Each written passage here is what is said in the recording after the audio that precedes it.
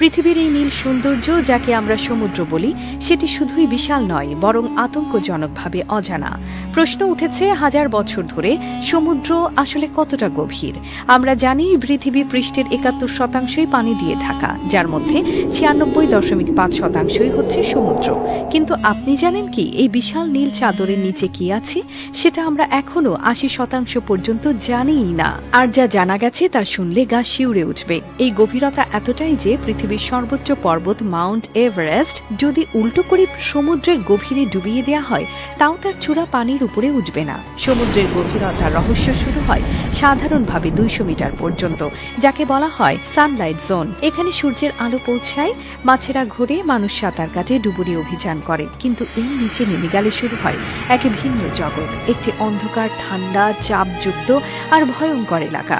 এরপর আসে twilight zone বা গোধূলি স্তর, যা ২০০ থেকে ১০০০ মিটার পর্যন্ত বিস্তৃত। এখানে আলো প্রায় পৌঁছায় না এবং সেখানকার প্রাণীরা হয়ে ওঠে অদ্ভুত রকমের দাঁতালো, আলোক সম্পন্ন দেহবিশিষ্ট আর অসম্ভব রকমের দ্রুতগামী। এর নিচে রয়েছে মিডনাইট জোন, যেখানে আর কোনো আলো থাকে না, একেবারে ঘন অন্ধকার।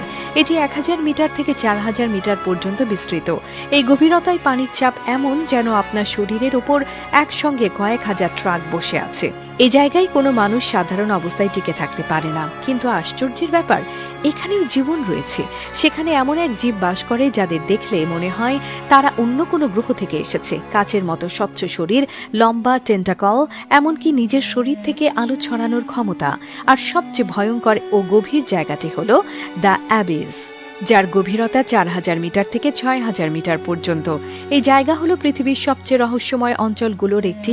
এখানে নেই কোনো আলো, নেই তাপ, নেই কোনো খাবার, তবুও জীবন এখানে থেমে নেই। ছোট ছোট অদ্ভুত প্রাণী, জীবাণু, এমনকি কিছু বিরল হাঙরও এখানে পাওয়া যায়। সবশেষে রয়েছে মারিয়ানা ট্রেঞ্চ, পৃথিবীর গভীরতম বিন্দু।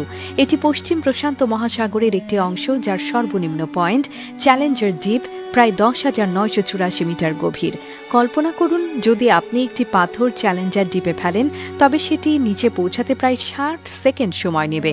১৯৬০ সালে ডন ওয়ালশ ও জ্যাক পিকার্ড নামে দুই বিজ্ঞানী প্রথম এই জায়গার যান, তবে তারা মাত্র ২০ মিনিট অবস্থান করে ফিরে আসেন, কারণ সেখানকার পরিবেশ ছিল অতিমাত্রায় বিপজ্জনক। তাহলে প্রশ্ন উঠবেই, আমরা এত কিছু জানলেও এখনো ৮০% সমুদ্র অজানা কেন? কারণ সেই গভীরতা আমাদের প্রযুক্তিকেও ভয় দেখায়।